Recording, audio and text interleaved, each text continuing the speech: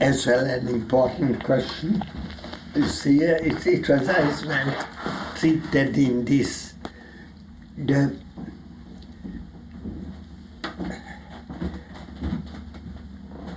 It comes by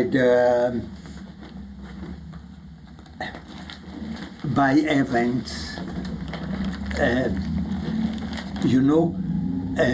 People speak about the importance of independence in energy. Los Angeles is a city with earthquake possibility. Every house has a solar battery because that earthquake cuts the current. Every house has a water reserve because they know when even a small earthquake comes, there is no water. So I think that this is the answer to it. It is the events that force. And this can happen in many fields. For example, we know from experience that's very bad, coming back to the earthquakes, that the phone network is cut. But now the phone network is not anymore material. So what happens if there is an unpredictable event with a satellite? You don't have a phone. You have to invent an alternative system. I don't know what it can be, but this kind of events as well produces invention. And there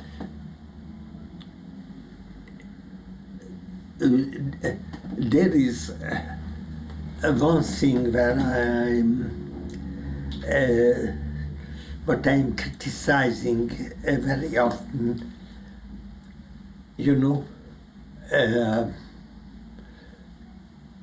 informatics is fundamental for our society. You have to have a usable computer or the electronic device. Can you repair it? So I think this would be a very important thing. It is possible. I was working with computers before the modern computers in 70. A skilled mechanician could repair it. Yeah. And it is possible today. I could imagine that you can repair and by, I don't know,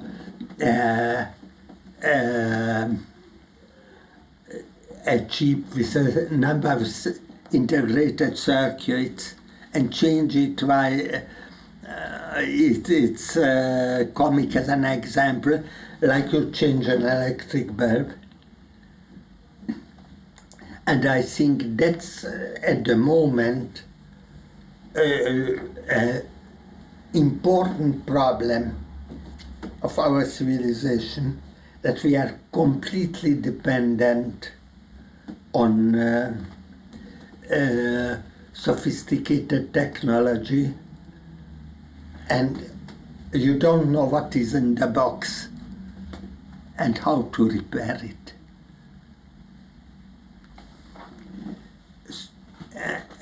This is for business speculation. but it can have as well a very bad backlash for the enterprises too. It would be logical, for example, I don't know, for Apple to make it that way that I can have spare parts and repair it. Because if there is a certain event, then I will tell, okay, all Apple devices are useless, I can throw them away. So that's very much related what I was thinking about popular architecture and what I was telling about democracy. The techniques should be conceived that how can it be adapted at popular level. I think that it would be important that students learn hackers' knowledge. Yeah. Because a hacker knows perhaps something more how to repair it. Yeah. And this has to be advanced and not looked at. You see, you have the same thing with medicine. Medicine, that's wonderful. But if people have a certain knowledge how to behave, how to react, that's very important. That if you have a cat, you can put on it a simple, I don't know, pansement, so that's fine. If you have for everything run to the doctor, this doesn't help the doctor and doesn't help you. So this popularization of technology, it's fundamental. Yeah. There are historians who tell that Rome collapsed because the invaders were cutting the water pipe, and the city cannot survive without water. But now I'm speaking not simply about water. Yeah. I can imagine a terrorist who invents how to blow up a certain satellite. Mm-hmm. But nobody attacks. But simply all important field of communication, this exists. And that's, all these things are the same.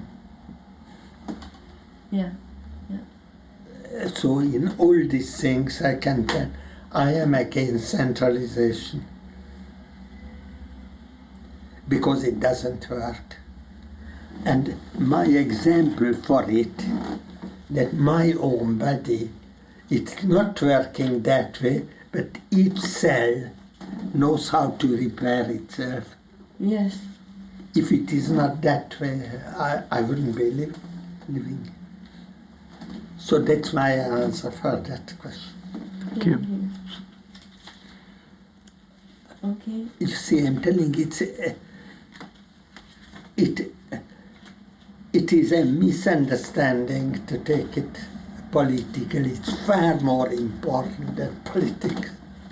Yeah.